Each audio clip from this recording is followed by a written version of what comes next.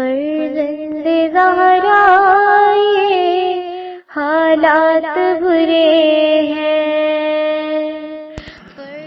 کاشانہ بصیرت ایک ایسا مکمل یوٹیوب چینل جس پر محروم بصارت کے لیے بالخصوص اور تمام افراد کے لیے بالعموم سینکڑوں کی تعداد میں اسلامی کتب دستیاب ہیں. لہذا گزارش ہے کہ آپ اپنی ذمہ داری نبھاتے ہوئے کاشانہ بصیرت کو سبسکرائب کرنے کے ساتھ ساتھ بیل آئیکن کو پریس کیجئے تاکہ آپ علم کے حصول کے ساتھ ساتھ مذہب اہل بیت کی اشاعت میں بھی اہم کردار ادا کرتے رہیں. کاشانہ بصیرت. فرزند زہرا یہ حالات برے ہیں. کاشانہ بصیرت کے یوٹیوب چینل کے سامعین کو میرا سلام پہنچے. ہم اور آپ مل کر پڑھ رہے ہیں تفسیر الکوثر اور اس کی ہے جلد 4. اب ہم آ گئے ہیں اگلے صفحے پر. اس صفحے میں جو لکھا ہوا ہے وہ ہے سورہ یوسف اور یہ صفحہ ہے صفحہ نمبر 181. جو آئیے ہم نے سورہ ہود کو تمام کیا، پڑھ لیا، اور اب ہم شروع کر رہے ہیں سورہ یوسف کا ترجمہ اور تفاسیر. صفحہ نمبر 182، اس پہ کچھ تحریر نہیں ہے. اور اب ہم آ گئے ہیں صفحہ نمبر 183 پر. اس صفحے پہ جو کچھ تحریر ہے میں آپ کے سامنے پڑھنے کی جسارت کرتی ہوں. یہ سورہ مبارکہ مکے میں نازل ہوئی اور مضمون سے اندازہ ہوتا ہے کہ یہ سورہ دفعتاً نازل ہوئی ہے. ہیڈنگ ہے سبب نزول. روایت کے مطابق اس سورہ مبارکہ کا سبب نزول یہ تھا کہ مشرکین نے یہودیوں کے اشارے پر رسول اللہ صلی اللہ علیہ وآلہ وسلم کا امتحان لینے کے لیے یہ سوال کیا کہ بنی اسرائیل کے مصر جانے کی وجہ کیا تھی. یہودیوں کو اس بات کا علم تھا کہ اہل عرب اس تاریخ سے بالکل بے خبر ہیں، اس لیے محمد صلی اللہ علیہ وآلہ وسلم کے لیے اس کا درست جواب دینا ممکن نہ ہوگا. چنانچہ اس سورہ میں بنی اسرائیل کے مصر کی طرف منتقل ہونے کے سارے واقعے کو اہم جزیات کے ساتھ بیان کر کے یہ ثابت کر دیا کہ قرآن محمد صلی اللہ علیہ وآلہ وسلم کا خود ساختہ نہیں، وحی ہے. چنانچہ اسی سورہ کی آیت نمبر 7 میں اس بات کی طرف اشارہ فرمایا. لَقَدْ كَانَ فِي يُوسُفُ إِخْوَتِهِ آیَاتٌ لِلسَّائِلِينَ. بتحقیق یوسف اور اس کے بھائیوں کے قصے میں پوچھنے والوں کے لیے نشانیاں ہیں. اس آیت سے معلوم ہوتا ہے کہ یہ سورہ پوچھنے والوں کے جواب میں نازل ہوئی ہے. دوسرا نقطہ یہ بھی واضح ہے کہ سورہ یوسف میں رسول اسلام محمد مصطفیٰ صلی اللہ علیہ وآلہ وسلم کے برحق ہونے پر چند ایک معجزات موجود ہیں. آیات للسائلین، آیات للسائلین. حضرت یوسف حضرت یعقوب علیہ السلام کے بیٹے اور حضرت اسحاق علیہ السلام کے پوتے ہیں. حضرت یعقوب علیہ السلام کے 12 بیٹے تھے. حضرت یوسف علیہ السلام اور بنیامین ایک ماں کے بطن سے تھے، باقی دوسری بیویوں کے بطن سے. جس زمانے میں حضرت یوسف علیہ السلام مصر پہنچے تھے، مصر پر عربی النسل بادشاہوں کی حکومت تھی اور مقامی نہ ہونے کی وجہ سے بنی اسرائیل کو ان بادشاہوں نے پذیرائی دی. بسم اللہ الرحمن الرحیم. الف لام را تلک آیات الکتاب المبین انا انزلناه قرآنا عربیا لعلکم تعقلون. الف لام را، یہ واضح کتاب کی آیات ہیں. ہم نے اسے عربی قرآن بنا کر نازل کیا تاکہ تم سمجھ سکو۔ تشریح کلمات، لکھا ہوا ہے قرآن اور اس کے بعد آگے اس کی تفصیل لکھی ہے۔ اصل میں اس کے معنی ہے پڑھنا۔ قرآن اپنی فصاحت و بلاغت، معنی و مطالب اور اسلوب کلام کی بلندی کی وجہ سے با کثرت پڑھا جائے گا، اس لیے اسے قرآن کہا جاتا ہے۔ چنانچہ آج یہ کتاب دنیا میں سب سے زیادہ پڑھی جانے والی کتاب ہے۔ تفسیر آیات، نمبر 1، تلک آیات الکتاب المبین۔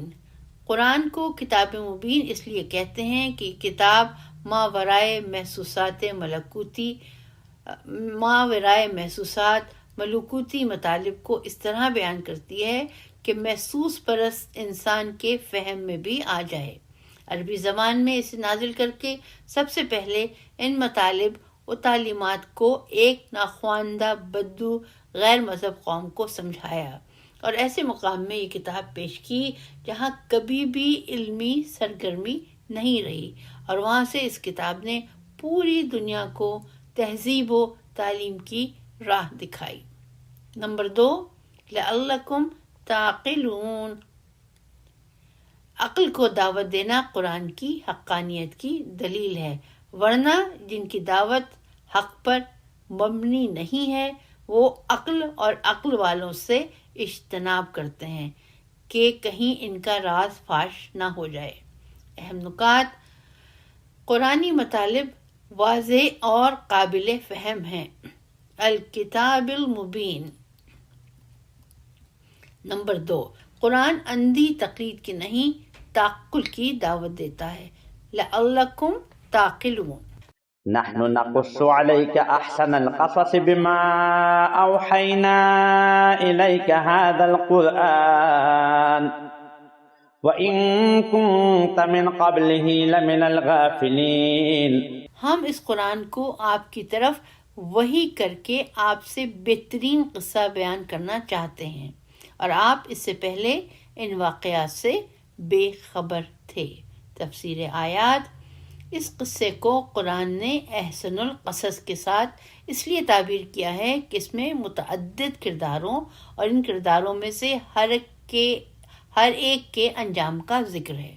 پدری شفقت، آتش حسد، اسارت غلامی کی زندگی، پرتعیش زندگی، پرتعیش زندگی، عورت کی مکاری اور یاری، پاک دامنی عفت کے لیے لازوال قربانی، زندانی زندگی، صرف اللہ سے امیدیں وابستہ رکھنے کی مثال، اقتدار و سلطنت پر آنے کے بعد قدرت و تمکنت کے باوجود عفو و درگزر، حکمرانی کے آداب، عدل و انصاف کا قیام، قحط زدہ سالوں میں مشکل ترین اقتصادی امور کا حل، امور سیاست و سلطنت میں اقتصاد کی اہمیت وغیرہ کا ذکر ہے۔ اہم نکات، اس میں 2 نقطے تحریر ہیں۔ نمبر 1، اس قصے میں قرآن کی حقانیت پوشیدہ ہے۔ نمبر 2، اس قصے میں حسن اسلوب کا معجزہ ہے۔ إذ قال يوسف لأبيه يا أبت إني رأيت 11 كوكبا والشمس والقمر رأيتهم لي ساجدين۔ جب یوسف نے اپنے باپ سے کہا، اے بابا، میں نے خواب میں 11 ستاروں کو دیکھا ہے، اور سورج اور چاند کو میں نے دیکھا کہ وہ مجھے سجدہ کر رہے ہیں۔ تفسیر آیات، نمبر 1، اذ قال یوسف لأبیہ، یوسف بن یعقوب بن اسحاق بن ابراہیم علیہ السلام بقول باز غالباً 1910 قبل مسیح فلسطین کی وادی حبرون، جسے آج کل الخلیل کہتے ہیں، میں پیدا ہوئے۔ آپ علیہ السلام کے زمانے کے شاہان وقت عربی النسل تھے اور فلسطینی شامی مصر جا کر حکمرانی کرتے تھے۔ عرب مورخین انہیں امالیق کا نام دیتے ہیں۔ بعض مورخین کی تحقیقات کے مطابق آپ علیہ السلام بادشاہ را کانن، جسے عرب ریان بن ولید کا نام دیتے ہیں، کے زمانے میں مصر آ گئے۔ جن لوگوں نے آپ علیہ السلام کو کنویں سے نکالا انہوں نے آپ علیہ السلام کو مصری پولیس کے سربراہ فور طیفہ توئے یہ فے الف فور طیفہ فے واو رے توئے یہ فے الف فور طیفہ کے ہاتھ فروخت کیا۔ اس کا حوالہ ہے، میں فٹ نوٹ پہ جاتی ہوں، حوالہ میں پڑھتی ہوں آپ کے سامنے۔ دائرۃ المعارف فرید وجدی، بعض مورخین کے مطابق شاہی خزانے کے وزیر کے ہاتھ فروخت کیا۔ یہی وجہ ہے کہ قرآن حضرت یوسف علیہ السلام کے معاصر بادشاہ کو فرعون کا نام نہیں دیتا، کیونکہ فرعون مصریوں کی مذہبی اصلاح تھی۔ عربی النسل بادشاہان مصری مذہب کے قائل نہ تھے۔ یہی سبب ہوا کہ حضرت یوسف علیہ السلام کو مصر میں پذیرائی ملی اور عروج حاصل ہوا۔ حضرت یوسف علیہ السلام کو تقریباً 17 سال کی عمر میں مصر لایا گیا اور کچھ عرصے عزیز مصر کے گھر رہے اور 9 سال کے قریب زندان میں رہے۔ یہ زندان حرم اور پرنتھیسز میں لکھا ہے بے چھوٹی یہ کے نزدیک تھا۔ آج بھی یہ جگہ زندان یوسف کے نام سے معروف ہے۔ نقطہ نمبر 2، انی رأیت 11 کوکباً، 11 ستاروں سے مراد 11 بھائی ہیں، سورج اور چاند سے مراد والدین اور سجدے سے مراد سجدہ تعظیمی ہے۔ یہ بقول بعض اسرائیلیوں میں سجدہ انقیاد و اطاعت کی علامت تھا۔ قرآنی تصریح کے مطابق خواب سے پیش بینی ہوتی ہے اور آنے والے واقعات جو بچشم طبیعت نہیں دیکھ پاتے ماورائے طبی آنکھوں سے دیکھے جاتے ہیں۔ یہ بات روح کے تجرد اور استقلال پر ایک دلیل سمجھی جاتی ہے، کیونکہ روح غیر مادی ہونے کی وجہ سے زمان و مکان کی حد بندی میں مقید نہیں ہوتی۔ اس کے لیے حال و مستقبل، قریب و بعید میں کوئی فرق نہیں ہوتا۔ خود راقم اپنی زندگی میں پیش آنے والی اہم باتوں سے خواب کے ذریعے پہلے آگاہ ہو جایا کرتا تھا۔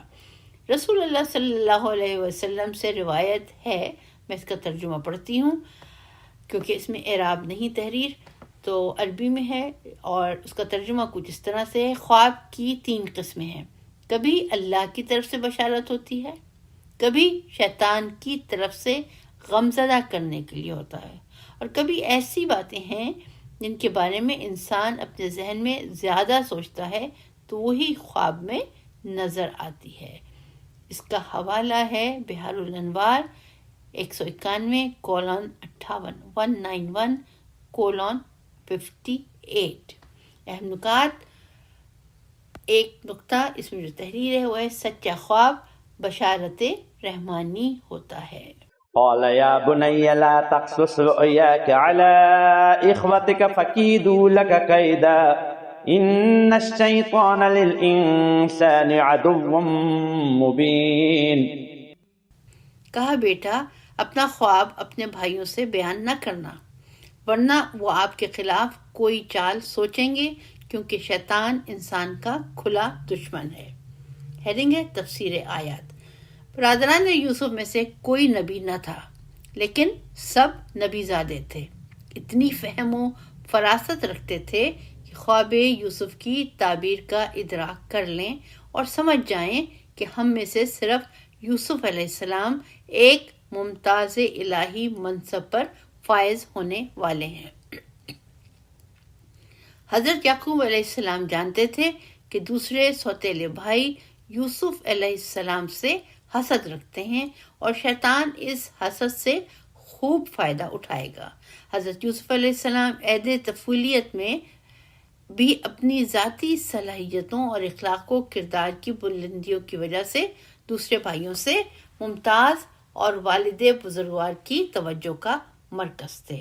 اہم نکات، نمبر 1، انبیاء علیہ السلام کا خواب نبوت کا پہلا زینہ ہوتا ہے۔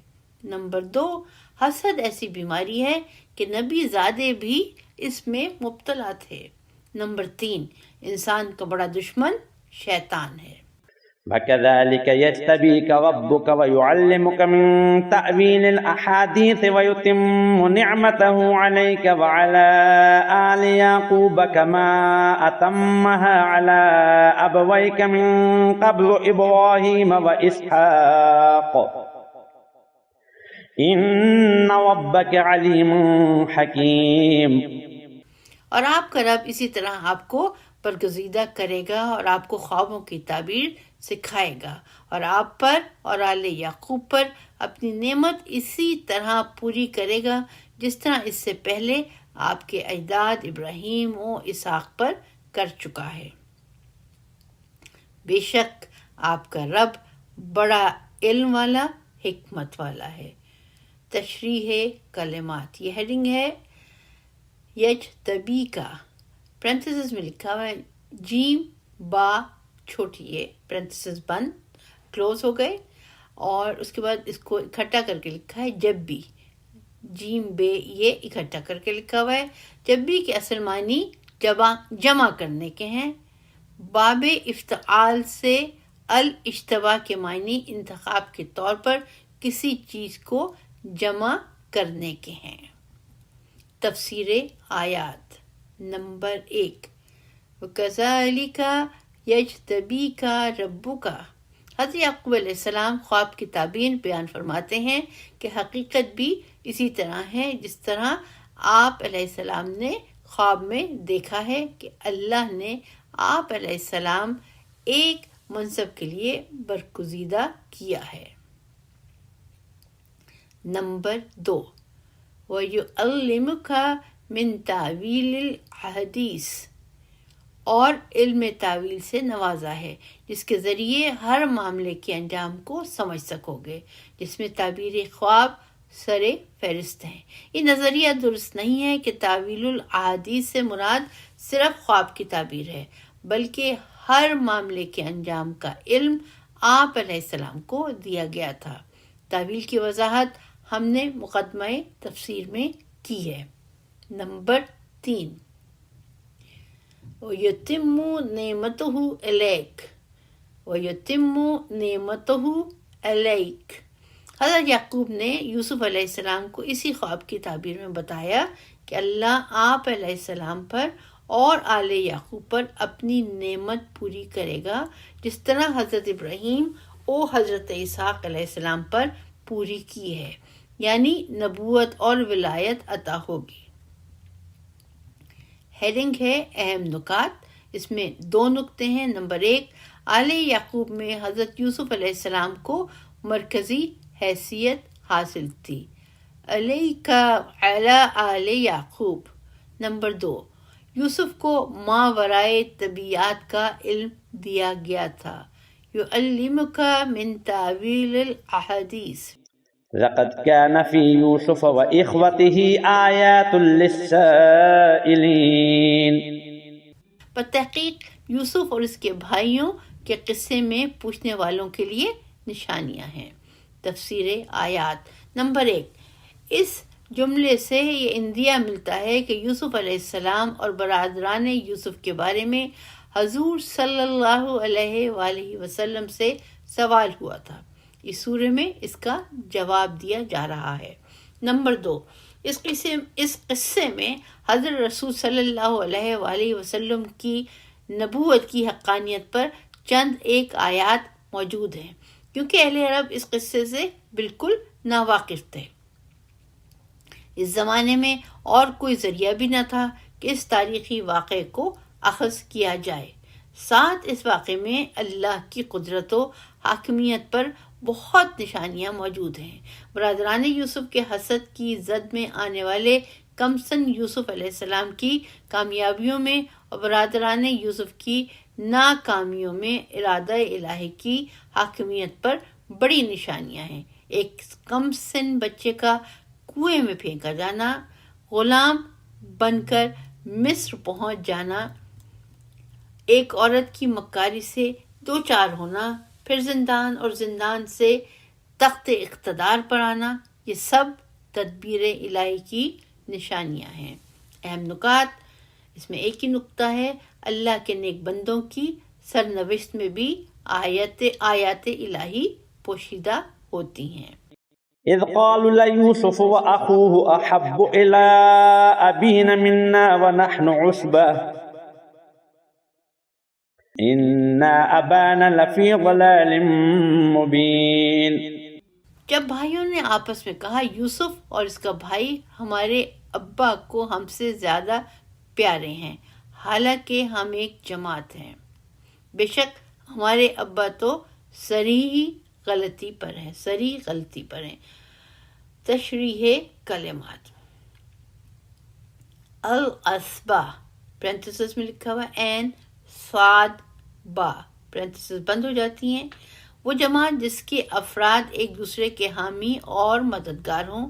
یہ وہ جمع ہے جس کا مفرد نہیں ہوتا، جیسے قوم قبیلے کا مفرد نہیں ہے۔ تفسیر آیات نمبر 1، اذ قالوا لیوسف واخوہ احب، یوسف علیہ السلام کے بھائی سے مراد بن یامین ہے۔ یہ دونوں ایک ماں کے بطن سے تھے اور سب بھائیوں میں یہ چھوٹے تھے۔ روایات کے مطابق ان کی والدہ راحیل فوت ہو چکی تھیں، لہذا حضرت یعقوب علیہ السلام ان دونوں بچوں پر زیادہ توجہ دیتے تھے۔ اس کے علاوہ حضرت یعقوب علیہ السلام کو علم تھا کہ یوسف علیہ السلام ہی نے سلسلہ نبوت کا وارث بننا ہے۔ نمبر 2، وَنَحْنُ عُصْبَةٌ، قبائلی زندگی میں تحفظ کا مدار خاندان کی افرادی قوت پر ہوتا ہے، اس لیے برادران یوسف کا موقف یہ تھا کہ خاندان کو تحفظ دینے والی قوت ہم ہیں، لیکن ہمارے والد صاحب 2 کمزور اور ناتواں بچوں کو ہم سے زیادہ چاہتے ہیں۔ یہ صریح غلطی ہے۔ اہم نکات، نمبر 1، محبت کی کمی کا احساس ارتکاب جرم کا موجب بنتا ہے، لیوسف واخوہ احب۔ نمبر 2، حسد ظلم کا موجب بنتا ہے۔ نمبر 3، اگر اولاد میں 1-2 میں امتیازات زیادہ ہوں تو ان کے درمیان محبت میں مساوات ممکن نہیں ہے۔ اقتلوا يوسف او اطرحوه ارضا يخل لكم وجه ابيكم وتكونوا من بعده قوما صالحين۔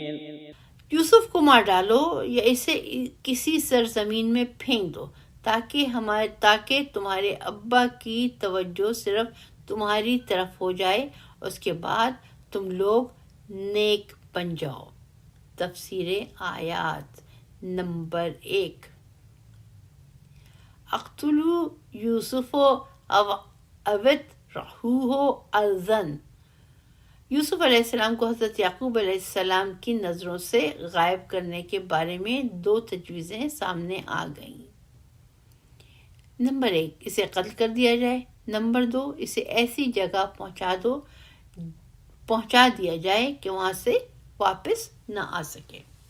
اب اسی تفسیر آیات میں جو دوسرا نقطہ ہے وہ ہے وَتَكُونُوا مِن بَعْدِهِ قَوْمًا صَالِحِينَ، اس جرم کے بعد ہم صالح بن جائیں گے۔ برادران یوسف اپنے اس عمل کے گناہ ہونے پر یقین رکھتے تھے، لیکن اپنے ضمیر کو یہ کہہ کر دھوکہ دینا چاہ رہے تھے کہ بعد میں توبہ کر لیں گے، جیسا کہ خواہش پرست ارتکاب گناہ کرتے ہوئے اپنے ضمیر کی آواز یہ کہہ کر دبا دیتے ہیں کہ بعد میں توبہ کر کے اس گناہ سے داغ کو صاف کر لیں گے، حالانکہ توبہ معصیت کی راہ ہموار کے لیے نہیں ہے، بلکہ نادانی میں معصیت سرزد اور بارگاہ خدا سے دور ہونے کے بعد ندامت کے ساتھ دوبارہ واپس آنے کا نام ہے۔ اس آیت کے آخری جملے کی ایک دوسری تفسیر بھی ہے کہ یوسف علیہ السلام سے چھٹکارا حاصل کرنے کے بعد تمہارے معاملات سدھر جائیں گے۔ اہم نکات، ایک ہی نقطہ ہے، حصول مقصد کے لیے ناجائز ذرائع کے استعمال اور ناکامی کی عبرت انگیز مثال۔ قال قائل منهم لا تقتلوا يوسف وألقوه في غيابة الجب يلتقطه بعض السيارة إن كنتم فاعلين. ان میں سے ایک کہنے والا بولا یوسف کو قتل نہ کرو، اور اگر تمہیں کچھ کرنا ہی ہے تو اسے کسی گہرے کنویں میں ڈال دو، کوئی قافلہ اسے نکال کر لے جائے گا. تشریح کلمات. الجبی، کنواں جو پختہ یا لپا ہوا نہ ہو، کنواں جو پختہ یا لپا ہوا نہ ہو. تفسیر آیات. نمبر 1. قال قائل منہم، برادران یوسف میں سے ایک نے یہ رائے دی کہ یوسف علیہ السلام کو قتل نہ کریں بلکہ کسی گہرے کنویں میں ڈال دیں. چنانچہ دوسری تجویز منظور کر لی گئی. طے یہی ہوا کہ انہیں ایک گہرے کنویں میں پھینک دیا جائے تاکہ راہ گزر لوگ انہیں نامعلوم جگہ لے جائیں. اس زمانے میں تجارتی قافلوں کے راستے میں کنویں ہوا کرتے تھے، اور فلسطین کے جنوبی مشرقی علاقوں میں مصر اور فلسطین کے درمیانی تجارتی قافلوں کی آمد و رفت رہتی تھی. اس جملے کو دوبارہ سے پڑھتی ہوں میں. اس زمانے میں تجارتی قافلوں کے راستے میں کنویں ہوا کرتے تھے، اور فلسطین کے جنوبی مشرقی علاقوں میں مصر اور فلسطین کے درمیان تجارتی قافلوں کی آمد و رفت رہتی تھی. اہم نکات. اپنے مقصد کے حصول کے لیے کمتر جرم کے ارتکاب کی کوشش.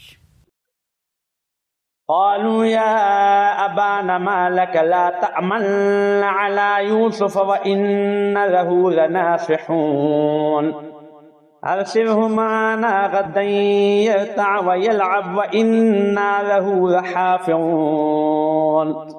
کہنے لگے، اے ہمارے ابا جان، کیا وجہ ہے کہ آپ یوسف کے بارے میں ہم پر اعتماد نہیں کرتے، حالانکہ ہم اس کے خیر خواہ ہیں. کل اسے ہمارے ہمراہ بھیج دیجیے تاکہ کچھ کھا پی لے اور کھیل کود کرے، اور ہم یقیناً اس کی حفاظت کریں گے. تشریح کلمات. یرتع، پرنتھیسز میں لکھا ہوا ہے رے، تے اور این. رتع کے اصل معنی جانوروں کے چرنے کے ہیں، پھر استعارے کے طور پر انسانوں کے جی بھر کر کھانے پینے پر یہ لفظ استعمال ہونے لگا. تفسیر آیات. نمبر 1. وَإِنَّا لَهُ لَنَاصِحُونَ. آیت کے سیاق سے معلوم ہوتا ہے کہ حضرت یعقوب علیہ السلام کو یوسف کے بارے میں برادران یوسف پر اعتماد نہ تھا، اور عدم اعتماد کی 2 صورتیں ہو سکتی ہیں. ایک یہ کہ وہ یوسف کے خیر خواہ نہ ہوں. نمبر 2. وَإِنَّا لَهُ لَحَافِظُونَ، اور دوسری یہ کہ وہ یوسف علیہ السلام کو تحفظ نہ دے سکتے ہوں. برادران یوسف نے دونوں باتوں میں والد کا اعتماد بحال کرنے کی صحیح کی کہ ہم اس کے خیر خواہ ہیں اور تحفظ بھی دے سکتے ہیں. نمبر 3. وَيَلْعَبْ، کھیل کود کرے. سے معلوم ہوتا ہے کہ یوسف علیہ السلام ابھی کھیلنے کی عمر میں تھے، اور کھیل بچوں کی نشو و نما کے لیے ضروری بھی ہوتا ہے. اہم نکات. یوسف علیہ السلام کو پھنسانے کے لیے نفسیاتی اور جذباتی حربے استعمال کیے گئے. یرتع و یلعب. قال إني ليحزنني أن تذهبوا به وأخاف أن يأكله الذئب وأنتم عنه غافلون. یعقوب نے کہا، تمہارا اسے لے جانا میرے لیے حزن کا باعث ہے، اور مجھے ڈر ہے کہ اسے بھیڑیا کھا جائے اور تم اس سے غافل ہو. تفسیر آیات. نمبر 1. قال انی لیحزننی.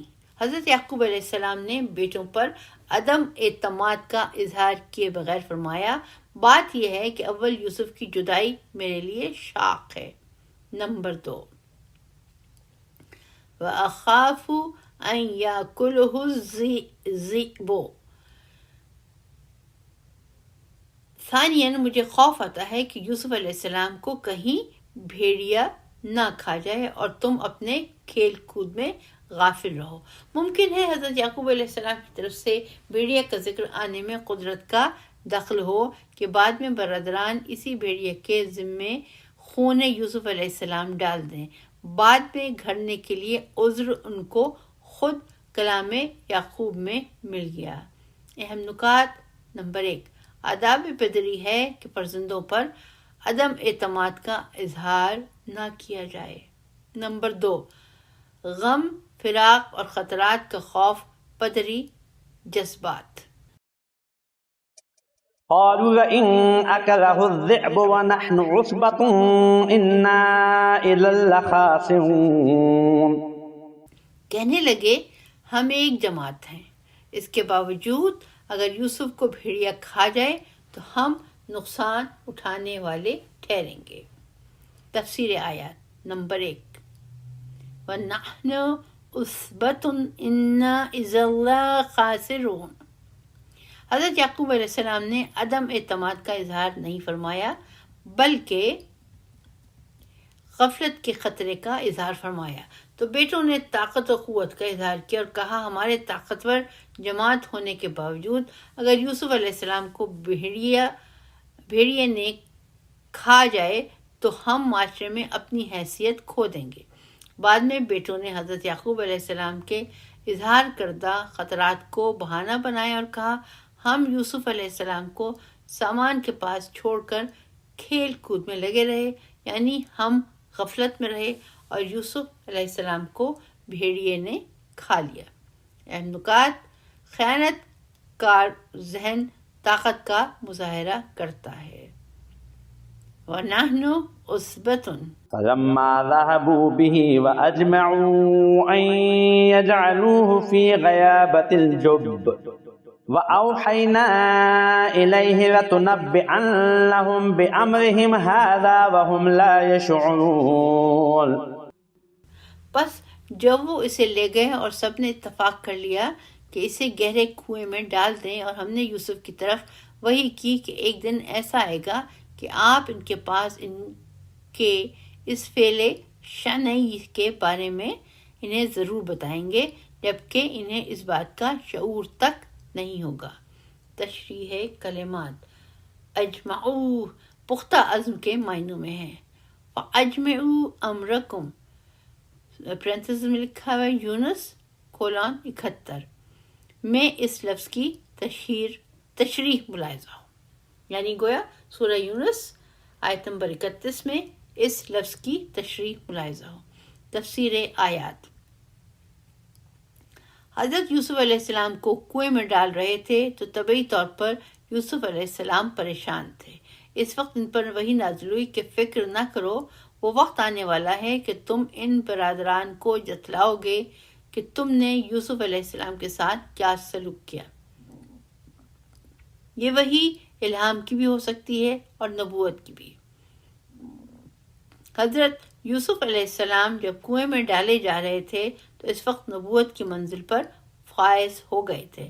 اس صورت میں اسی سورہ کی آیت نمبر 22 میں فرمایا وَلَمَّا بَلَغَ أَشُدَّهُ آتَيْنَاهُ حُکْمًا وَعِلْمًا. اور جب یوسف اپنی جوانی کو پہنچے تو ہم نے انہیں علم اور حکمت عطا کی. اس میں حکمت اور علم سے مراد رسالت ہو سکتی ہے. جب جوانی کو پہنچے تو رسالت کے مقام پر فائز ہو گئے. اللہ تعالیٰ نے یوسف کو کنویں سے نجات ہی کی نہیں دی بلکہ یہ خوشخبری بھی سنائی کہ آخر میں وہ دن آنے والا ہے کہ یہ لوگ زیر ہوں گے اور تم ان کو ان کی اس کرتوت پر سرزنش کر رہے ہوں گے. اہم نکات. نمبر 1، حسد کرنے والے انجام بد کا شعور نہیں رکھتے. نمبر 2، مومن اللہ کی حمایت میں ہوتا ہے. وَهُمْ لَا يَشْعُرُونَ.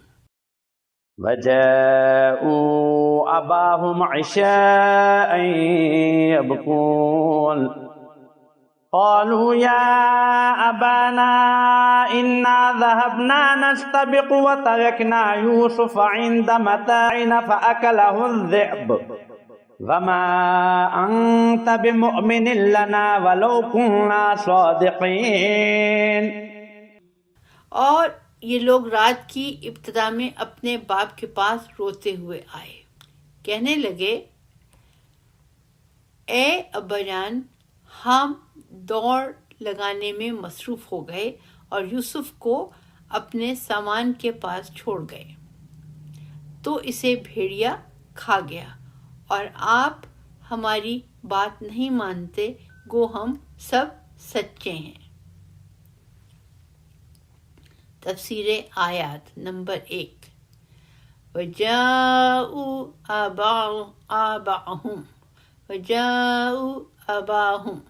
کھیل کود پر جانے والے عموماً رات ہونے سے پہلے گھر واپس آتے ہیں. برادران یوسف باپ کو اپنی چھوٹی داستان باور کرانے کے لیے دیر سے عشاء کے وقت گھر واپس آئے اور اپنی گھڑی ہوئی داستان سنانا شروع کی. نمبر 2. قالوا یا بانا انا ذهبنا، کہ ہم دوڑ مقابلے میں مصروف تھے. ظاہر ہے ان لوگوں نے اپنے زمانے میں رائج کھیل دوڑ کے مقابلے کا ذکر کیا. نمبر 3. وَتَرَكْنَا يُوسُفُ عِنْدَ مَتَاعِنَا. ایسا کھیل جس میں یوسف علیہ السلام کی شرکت ممکن نہیں تھی، اس لیے یوسف کو سامان کے پاس چھوڑا تو بھیڑیا انہیں کھا گیا.